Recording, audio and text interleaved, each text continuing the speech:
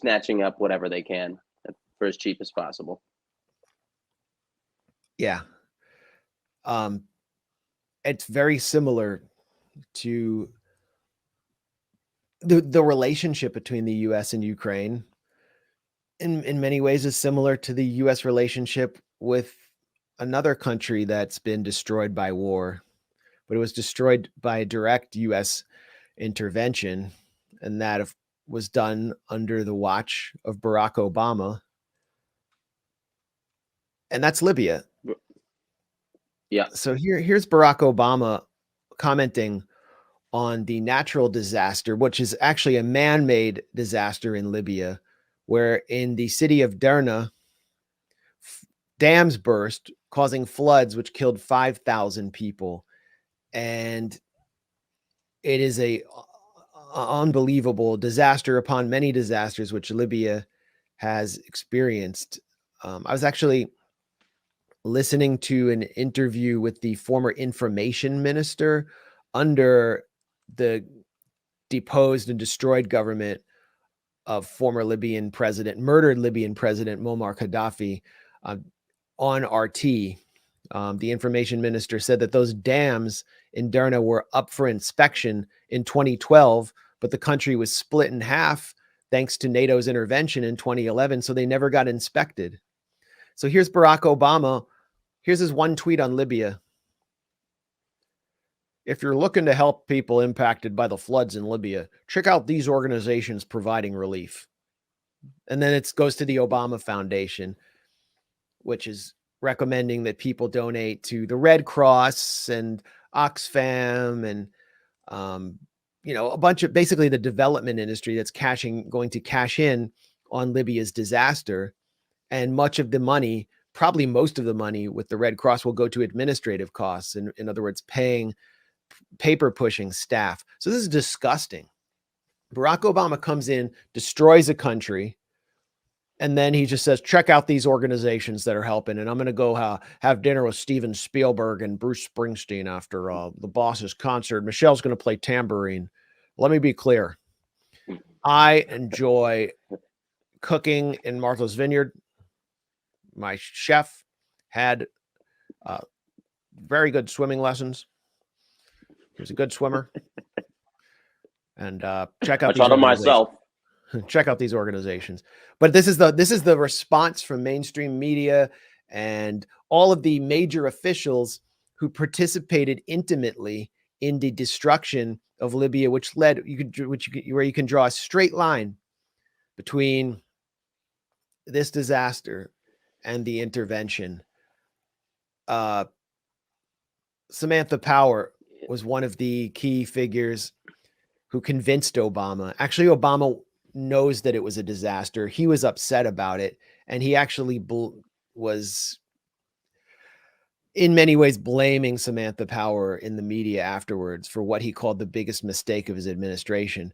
Here's Samantha Power. Because the flooding has killed a lot of people. So USAID, she's this, director general of USAID now. Just deployed a disaster assistance response team. Oh, it's giving them $1 million. $1 million. Thanks a lot. Thanks for nothing. Like $1 million. How much did it cost to destroy Libya? Probably a lot more. And how much damage did it cause to Libya? Hundreds of billions of dollars. And so as yeah. Go ahead. Well, I just quoted Samantha Power afterwards. Yeah. I mean, her quote after the war when she was challenged about it was, we could hardly expect to have a crystal ball when it came to accurately predicting outcomes in places where the culture was not our own. I mean, what better distillation of the colonial mindset of USAID, the responsibility to protect liberal interventionists who destroyed Libya and the whole development industry, the aid industry that's now coming to Libya. Could there be than that? We didn't know when we wanted to destroy the government of this country what was going to happen because it was a different culture, but we did it anyway. And hey, some people, we tortured some. It's like Obama saying we tortured some folks. Well, and that quote came from her new book, a book 3-4 years ago. And I actually had the chance to challenge her on this. I went to her book signing and I made the fatal error of not purchasing a book. And then I would have had a chance to talk to her a little bit longer. But I got up in her face and I recorded it, and I said, "Well, I noticed that in your book you said we could hardly expect to have a crystal ball when it came to accurately predicting outcomes. Did you have a crystal ball for Syria, right? Did you learn your lesson after Libya? Did you acquire this new magical crystal ball? And did you decide to apply those lessons to Syria?" Of course, she didn't refuse to answer my questions. She called security. Security tried to chase me out of the building. They missed me on the elevator, and I saw them running their way up the stairs as I was walking out. But yeah, probably faster than any of those security guards had ever run in their lives. Heaven forbid a politician in DC face one single moment of skeptical questioning. And that was right before COVID happened. That was one of the last chances that I got to actually kind of stick it to any of these people and just ask them the questions that the mainstream media, the legacy media, would ask them if they were made up of anything more than corporate stenographers. But then, of course, COVID happened. All of these things became remote. And ever since, it's been basically impossible to talk to any of these people and to kind of get them on the record, ask them these uncomfortable questions. I kind of wish it was still possible. I certainly would have much more of a desire to live in Washington, D.C. if it was. Well, it is increasingly possible, but there were years when it wasn't, and that was pretty frustrating for me. But sometimes you just got to bum rush the show, like I did when Rachel Maddow was speaking, because they don't want to take questions anyway, even if they're in person. And we saw Samantha Power at this big rollout for the state and a smartphone DIA app. She wasn't going to take any questions. Here's the BBC on Libya's disaster, completely context-free tweet. I guess there aren't any community notes on it. Libya was once one of Africa's most prosperous countries, but years of lawlessness have left it in a fragile, divided state, ill-prepared to cope with the forces unleashed by a natural disaster. I wonder what could have contributed to the forces of lawlessness. I wonder what that could have been. Well, the problem is there was, I believe, a community note on this tweet explaining just that. I'm trying to pull it up. I'm not seeing it anywhere. I believe it was the second time that some kind of anti-NATO critical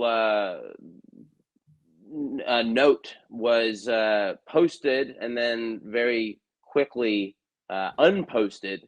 The same thing happened last month when NATO made a post describing their supposed defensive orientation.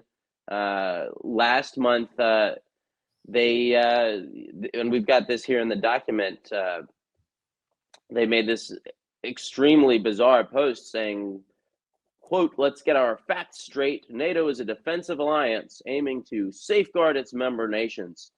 And I totally destroyed them. They got ratioed to hell. I posted some photos Here's of the that tweet devastation right in former Yugoslavia. This is what Belgrade looked like after NATO defensively bombed it for 78 days, killing over 2,000 civilians. And here, there's a community. Well, this originally prompted a community note, which explained that NATO is not a defensive alliance. It said that NATO, quote, "NATO assured Soviet leaders not to expand eastward 1 inch. It's well documented." They cited NSA archive documents, which prove exactly that. And then the same community note said that NATO also conducted several wars and operations as aggressor, like in Yugoslavia and Libya. But within hours, this community note was deleted, I'm sure after some frantic, incredulous calls between some NATO operative and the community notes staff, someone at Twitter, someone at Big Tech. And that note was removed. And then shortly thereafter, it was replaced with another one that said, quote, whilst the number of civilian death toll is concerning. You like that construction? Like, clearly some idiot pretending to be smart misspelled death toll, and they threw in whilst, a sure sign of somebody trying to sound smarter than they are. Whilst the number of civilian death toll is concerning, a realistic assessment would place the number at around 488 to 527, according to Human Rights Watch. The 2000 death toll figure comes from the Yugoslav government, a number which hasn't been verified. Yeah, so it's like it's NATO, and it's, I don't know if it's bot army or whatever, impressed upon X the need to decontextualize your tweet and whitewash their reputation that they're putting forward as a defensive alliance obviously against the wishes of the consensus, which was responsible for the original community note. And this is increasingly happening as we see the attempts to bring Elon Musk to heel. So it's depressing. But back to Libya, I mean, there's an obvious effort right now to whitewash, a deliberate effort to whitewash the context out of the discussion for one of the worst natural disasters this year across the globe, because it wasn't a natural disaster, it was an unnatural disaster. And people like Samantha Power should be held accountable for it. People like Barack Obama should be held accountable for it. And they're still holding government positions. It's remarkable what we're seeing from, I mean, even the Washington Post. Well, here's the BBC's security correspondent, who's a complete stenographer for the British National Security State, Frank Gardner. He wrote that the crisis has been compounded by Libya's dysfunctional politics and the country lacking the security and stability that its people crave. No mention of 2011. Then the chief Middle East correspondent for BBC. That, you know how those people are. Yeah. They just crave security, but they're just wild savages. They can't get it together. It wasn't like they were the most, Yeah, exactly. It's just a dysfunctional bunch of brown people. It's not as though they had the most prosperous, stable country and a completely stable country on the African continent prior to 2011. And then Quentin Somerville, the Middle East correspondent for BBC, comes in. This is a radio report, so I'm just reading it. There are many countries that could have handled flooding on this scale. I wonder why. But not one as troubled as Libya. It has had a long and painful decade. Civil wars, local conflicts, and Derna itself was taken over by ISIS. The city was bombed to remove them from there. So civil wars and local conflicts. It doesn't mention regime change wars, or that the British state actually armed one group after spawning a civil war, the Libyan Islamic Fighting Group, who trained Salman Abedi, who then went into Syria to fight with ISIS, and that the Royal Navy then gave Salman Abedi and his father, who fought with the Libyan Islamic Fighting Group, a ride from Libya back to the UK on a Royal Navy ship, back to Manchester, UK, where the MI6 ran a ring of Libyan exiles, anti-Gaddafi exiles, and Salman Abedi proceeded to use the training he received from the LIFG, which is an al-Qaeda ally in Libya, and ISIS to carry out the worst terror attack in British history, killing dozens and dozens of girls at an Ariana Grande concert.